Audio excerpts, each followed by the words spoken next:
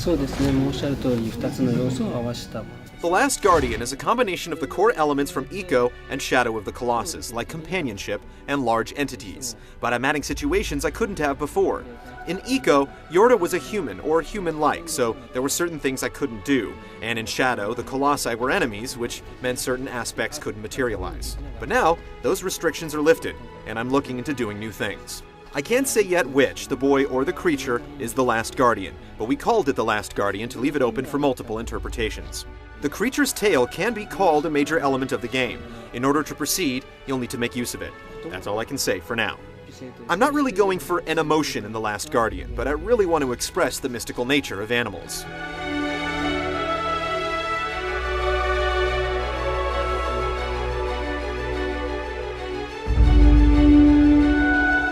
You have a great quote that I'm going to paraphrase where you said you used to play games in languages you didn't understand and like figuring them out was half the fun. Can you talk a little bit about that? I would get overseas DVDs and watch them in a language I'm not familiar with.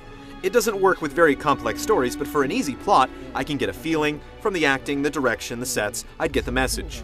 I think it's actually a pure form of enjoyment of a film through that sort of osmosis.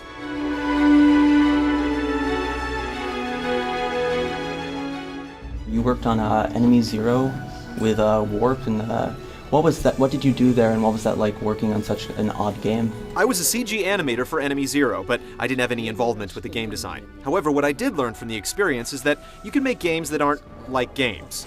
Kind of out of the box. Specifically with how you can use music or sound, the idea that you don't always need background music, or sound can replace visuals, as in Enemy Zero.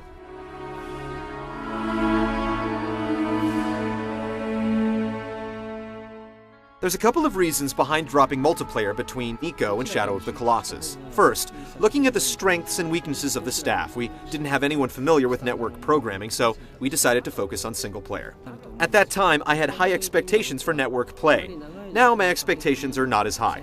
Multiplayer games ask for a large time commitment, but right now I'm more interested in providing the maximum emotion and heart-moving experience, and actually communicate something through the game that doesn't take so much time.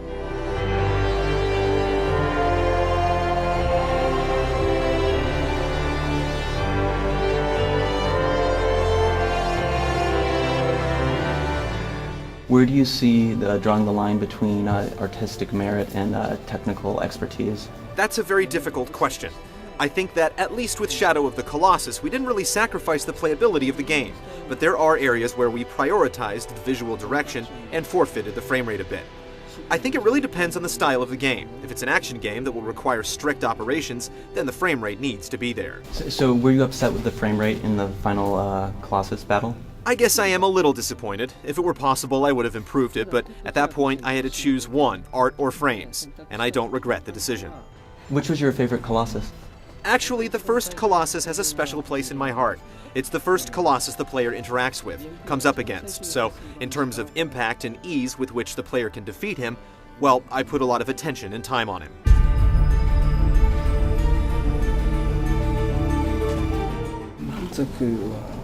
I don't think I'll ever be satisfied with the available technology. That being said, the PS3 is a big improvement for expression and visual information that can be incorporated, but because the capabilities have increased, the things I want to do have increased proportionately as well. On the other hand, I do enjoy trying to work within constraints, and trying to express the best expressions within the limitations, and convey the idea within those constraints. There are no specific plans for the motion controller, but I do have some interest.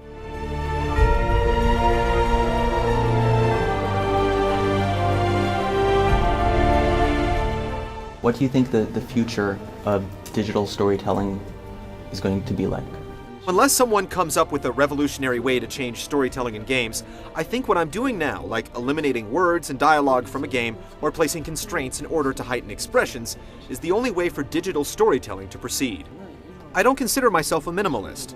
Like I said before, the reason my titles have come out the way they have is that I'm trying to combine reality and surrealism with storytelling, and the only way I can really achieve this effectively is by eliminating, for example, words.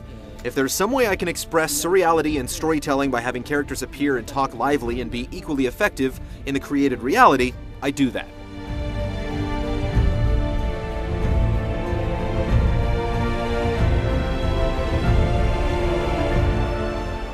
So with Shadow of the Colossus tying back to Eco, it just sort of happened that way, the loose connection. With The Last Guardian, I'm still not sure how it's going to end up, but in terms of an interconnection between the games, I'm not sure it's even possible because the game's story is different from the previous two.